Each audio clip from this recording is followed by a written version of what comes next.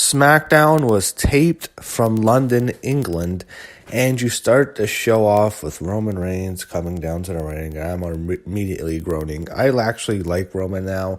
I don't hate him like I used to before he got sick. It's just, it is what it is. He's going to be the top guy, and it just seems like it's the same thing every week. And I really wish they should have had the chance to take time to change up his character to make it more interesting to the fans, and they really didn't do that. So he is out. He has unfinished business from Raw. He's talking about Elias and what happened when he attacked him when he was on Miz TV with Lashley. Miz is out, and I guess they're going to be online now. Miz thanks him, and then what happens is Shane McMahon comes out, but and he announces that he and Elias are going to team up with the SmackDown Tag Team Champions Daniel Bryan and Eric Rowan. The four of them are going to be aligned tonight, and he announces a handicap match. It's going to be a 4-on-3 handicap match, and then you have the Usos come out to the ring, and that's where it officially is set up. So for that, I think it's going to be Reigns and the Usos against the four.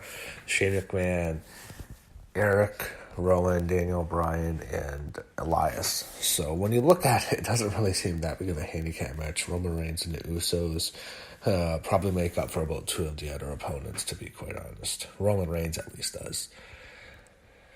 So that's what they're going to do tonight, and I think if The Miz comes up, interrupts during the match, if he even dares go to ringside, what happens is the match with Shane McMahon and the steel cage is off. So hopefully The Miz interrupts, so we don't have to see that match on Sunday. Randy Orton says on Sunday he is going to win the Money in the Bank briefcase. This was a typical backstage promo. There's so much talking on the show, it's crazy. Someone who I don't mind talking is Zelina Vega. She can talk all she wants. She says everyone is sensitive when it comes to spoilers nowadays. She mentions Game of Thrones, which is true, which I don't watch, by the way. I do not watch Game of Thrones. Something I do watch is the other thing she mentioned was Avengers Endgame. And just to let you guys know, I watched the movie. I used to do movie reviews. I don't do that anymore, but I did see the movie, and I adored it. It's my favorite Avengers movie. It's my favorite Marvel movie. It's probably my favorite superhero movie in general. It's a masterpiece, a classic movie, and I hope it becomes the biggest movie of all time. I loved it. But her spoiler is that Andrade is going to win Money in the Bank, and I hope he does. I'm rooting for Andrade. I think the favorites are Andrade from SmackDown and McIntyre, obviously, from Raw. I really hope they go with Andrade. I'd like him come out with the briefcase, and they actually hold it for him. I think it'd help his character, and I think it will elevate him. So I'm really rooting for Andrade in that match. You have your first match, which is Randy Orton against Mustafa Ali against Andrade versus Balor. So it's a fatal four-way match. You have all four of the participants do the same thing on Raw with the woman. This is just what they do. It's just so formulaic. It's like they lay out the show. All right, we can do this. We can set up this match, and we'll do it for the man and the woman. And we'll just kill time. That's what they do. The match itself was a lot of fun to watch. This was one of the best TV matches I've seen in quite some time. It was actually very entertaining. It was really good. There was this crazy spot with Randy Orton and the DDT on the announce table. He had all three guys up. It was just brutal. It was a fun match, but I'm pissed off what happened. So Andrade, he hits his finisher to Balor and wins. So I'm thinking to myself, fuck, Andrade's not winning on Sunday. I could be wrong, but usually in WWE, what happens is when the guy is supposed to win on the pay-per-view, people think he's going to win. They give him a big win on Raw or SmackDown, that means he's probably losing. And that's what usually happens. So that's not good news for Andrade, for a fan of him like I am. So, yeah, not good. And then what happens is he's about to climb out, and Ricochet comes out. So I guess he's part of the four this week. He attacks Almas, and he takes the briefcase and goes to the back. So we know Ricochet wasn't going to win anyway, so this confirms it. Carmella cuts a promo backstage. Says the odds are against. There's so much talking on these fucking shows. It's crazy. All it is talking. Jeez, I hate these backstage promos. Kofi tells Xavier to stay in the back. He's going to take care of himself. Charlotte Flair makes her way to the ring, and she says on Sunday it will be the culmination of her rivalry with Becky Lynch, and it will end with her victorious. They show a video package. Says in the package, Becky is saying that she would not let things change them. Charlotte could not handle her success. Becky says she did not come back to WWE. To come to the WWE to make friends. She's here to win titles. She is not here to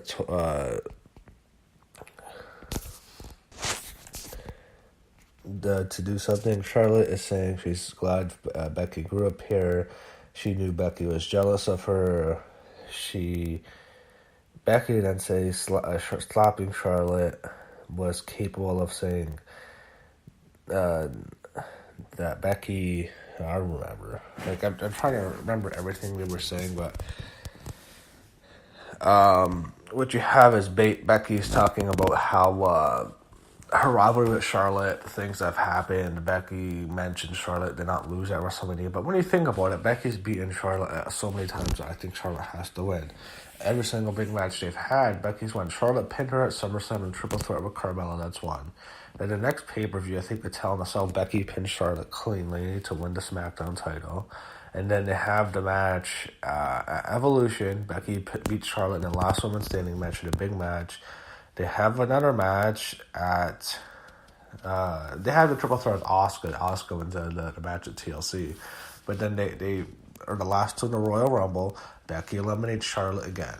They have a match at Fastlane to get Becky back in the matches. That storyline was a mess. Becky wins a DQ match. I know it's a joke.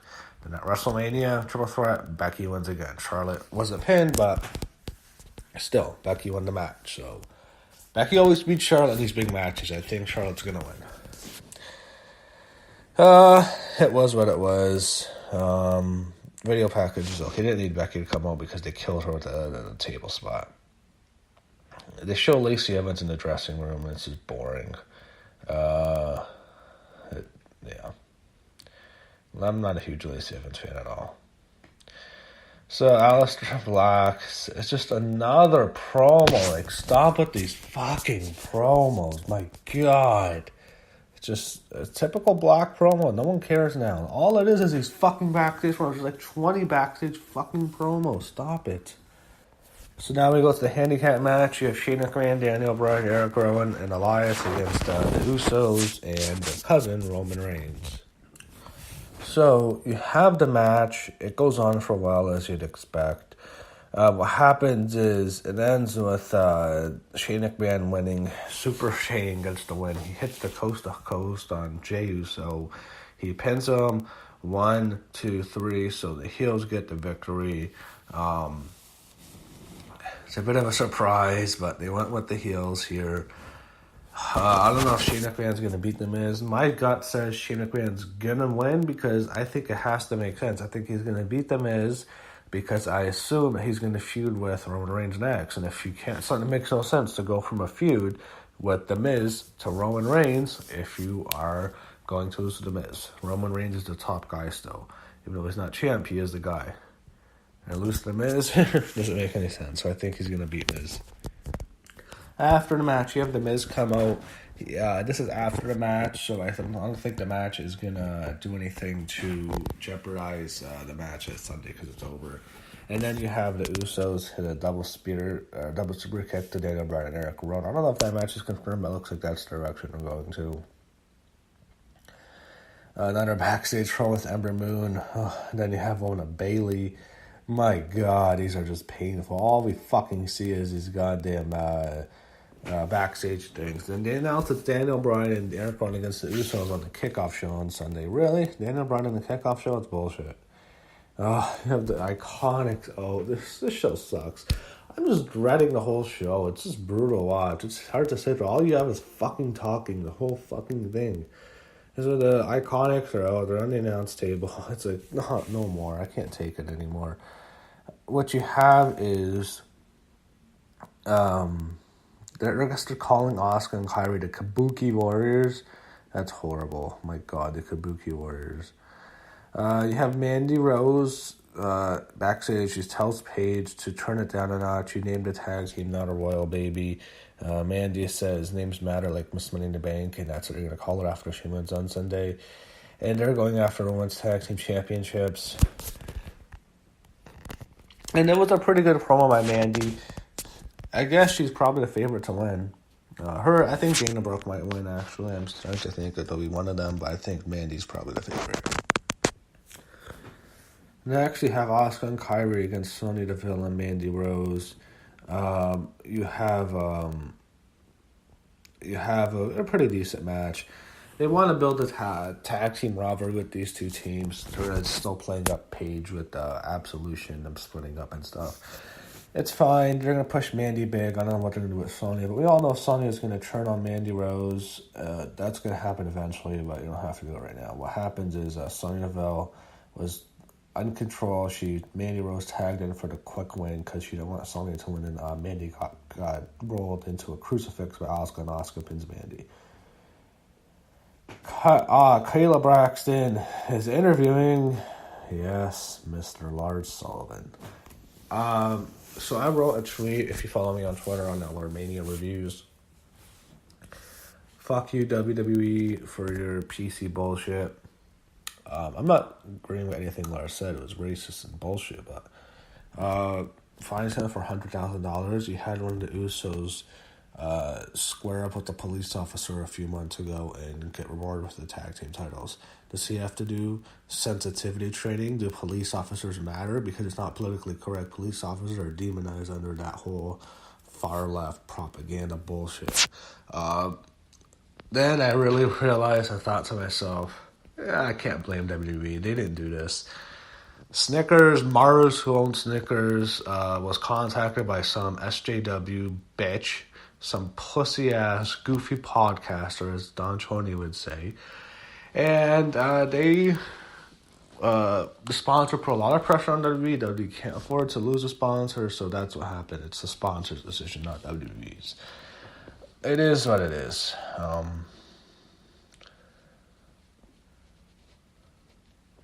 It's weird. Like, she asks Lars Sullivan for his compliments of what he has done, and then Lars just leaves. Owens is talking about a special Kevin Owens show with Kofi Kingston as his guest. Didn't we just see this 2 weeks ago? So Kevin is in the ring, and he's waiting for Kevin Owens to come out. Kevin shows up in a Titantron, and Kevin tells you're only champion because of the New Day, and he won the championship because of them. Kofi says he doesn't want to hear Kevin talk. Kevin says he doesn't have to come for it, and Kevin's music starts to play, and he walks back up the ring. He goes to the ring, but he stops, and then he walks up the ramp. Kofi follows. They exchange punches, but then they have Sami Zayn come out. It was a whole trap the whole long, and they beat him down, and then Xavier comes out. 2-on-2 for a while, and Kofi stands tall. So Kofi stands tall for his match. I think Kofi wins. I think he's going to beat Kevin Owens for sure. I'd be shocked if KO wins, but that's how the show ends. It was boring, mostly. It was better than Raw, but it's just boring. These shows are just really boring, in my opinion. Very forgettable. It's a tape show, so maybe they don't put as much into it, but for a go-home show, I don't even care about Money in the Bank. Whenever I watch Raw and SmackDown, I'm reminded Money in the Bank is this Sunday.